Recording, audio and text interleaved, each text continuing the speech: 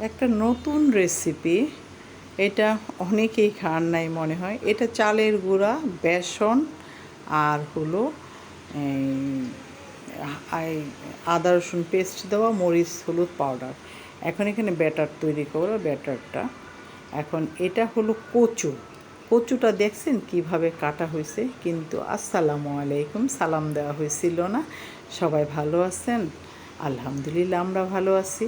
এখানে এটা একটু কচুটা এত সুন্দরভাবে কাটা, কিছুক্ষণ লবণ দিয়ে রাখার পরে ধুয়ে পানি চিপে চিপে রাখছি। এখন ব্যাটারটা তৈরি করতেছি।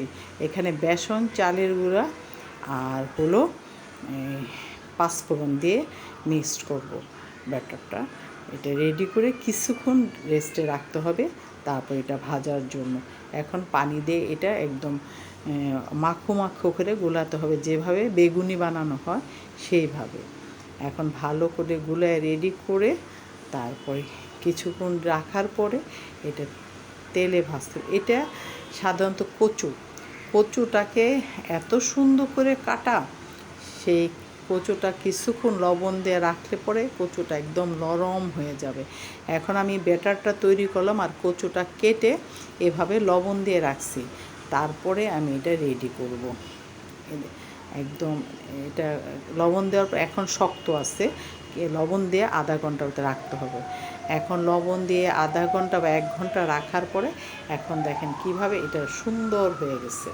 এটা এভাবে বেসনে চুবাইতে হবে। এখানে বেসন আর চালের গুঁড়া, হলুদ, মরিচ, ধনিয়া আর জিরা পাউডার দিয়ে এটা রেডি করা হয়েছে। 1-1.5 ঘন্টা এটা রেখে দিতে হবে, কম হলে আধা ঘন্টা।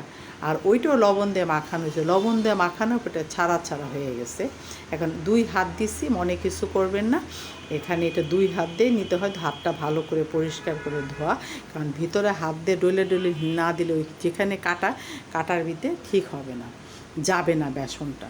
তাই এভাবে আর লবণ দিয়ে অনেকক্ষণ রাখলে পরে এটা এভাবে নরম হয়, এটা প্যাঁচায় প্যাঁচায় ওইভাবে করা যাবে। আর এটা মনে করেন আপনি অনেক সময় সাদা ভাত দিয়েও খেতে পারেন, বিশেষ করে নাস্তাতে খুব ভালো লাগে, খুব ক্রিস্পি হয়। তেলটা একটু বেশি দিতে হয়, চুলা জালটা অনেক আস্তে আস্তে ভাজতে হয়। এটা ভালো করে এটা ভিতরে দিয়ে করতে। এখন আমি তেলে দিয়ে দিচ্ছি। তেলটা গরম হয়েছে, এখন তেলে দিয়ে দিলাম এভাবে।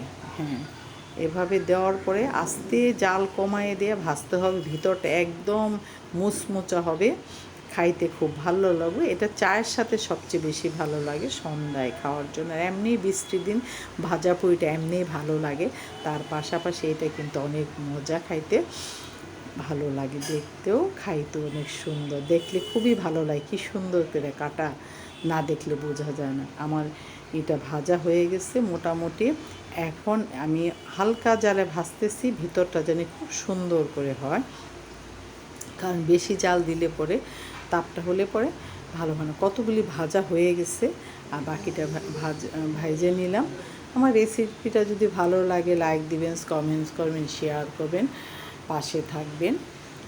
সুন্দর সুন্দর ভিডিও নিয়ে আপনাদের মাঝে আসবে। দেখেন কত সুন্দর মচমচা হয়েছে। এখন ঠান্ডা হলে খাওয়ার পালা। ভালো থাকবেন। আসসালামু আলাইকুম।